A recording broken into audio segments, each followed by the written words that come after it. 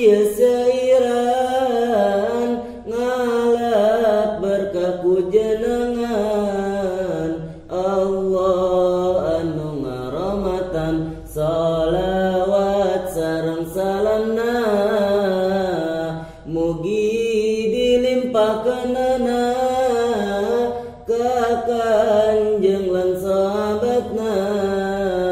rawuh ka kulawargina wa ba'du tahiyyana dom pepeling ka sepuh anom mugi sing kapaham ku ati serta ku cangkem dengan jeung baraya nu di kampung nu di kota anu miskin anu kaya dangukeun ieu carita eling-eling iwan-iwan urang sing waspada pisan kana perbawana zaman poma ulah rek nurutan sabab di zaman ayeuna loba jalma nu sasarna hirupna sakama-kama nurutkeun hawa nafsuna alak nu banget gorengna dipake modal hirupna henteu dipikir akhirna asal ngeuna ayeunana dirina dipapaesan ku alak nu goreng pisan anu matak ngajadikeun nambahan kana siksaan harta banda kekayaan diajangkeun pidasaan eta teh tengalahan sanjata nu makan tuan mangga ayeuna tingali di kota di kampung sami jalmi teh mareuli alatul malahi nyeta ayeuna mah rupa-rupa di kampung di kota loba dinu miskin dinu kaya baheula ukur radio ayeuna aya video kolot budak sok narempo kana siksaan mapoho tipitip makom deui geus banget loba nu beuki sebab nu kitu kabeli ku manusia tukang kuli sing horeng eta tipuan pamatung sakadang setan nu lantik tekan nyawan ka manusia nyilakakeun nu matak jalma-jalma urang teh hati-hati setan tara katingali sok nyongcong ka jero ati hatete sok dilojokeun kana jalan pibayan sareng sokna diwegakeun kana jalan pibagjaeun para ibu para bapak ayeuna mah geuning nyata satot teh leuwih berharga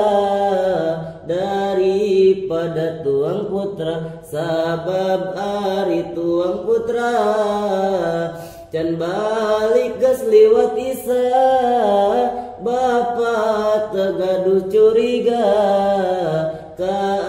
anak keur diperkosa, tapi ari kahayam mah tekap eueuh kasusah, hatena sok banget riweuh. Bawa hayam teh ku cara, hayam can balik geus asar, kana hate asa buncar, mata kriweuh salalembur, sok nyarek batur sakasur. Hei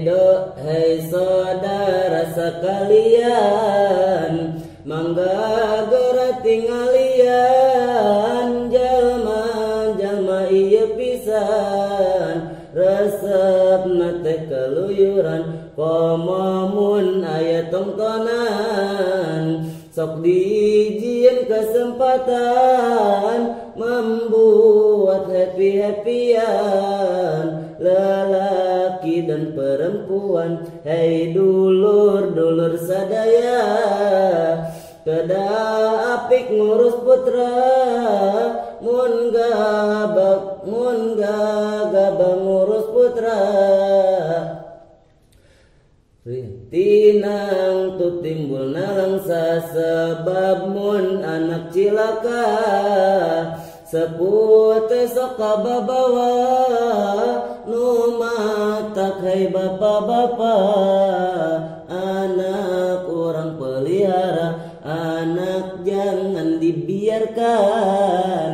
anggoran mah papatahan ku ilmu keagamaan. Besa lama tengalahan, mun urang tetiasa, mamatahan tuang putra, pasrahkan beka ulama,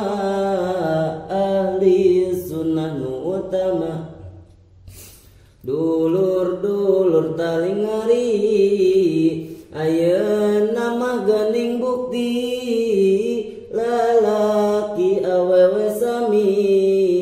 oratna teh henteu buni, malahan ayeuna istri, loba nu sok make jengki, rarasaan nama aksi,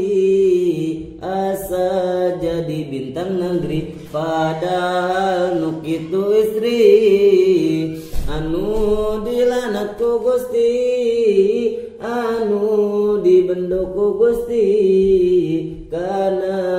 ahlak acan ngarti, aya istri nu nyalindur, calanana semetur, dina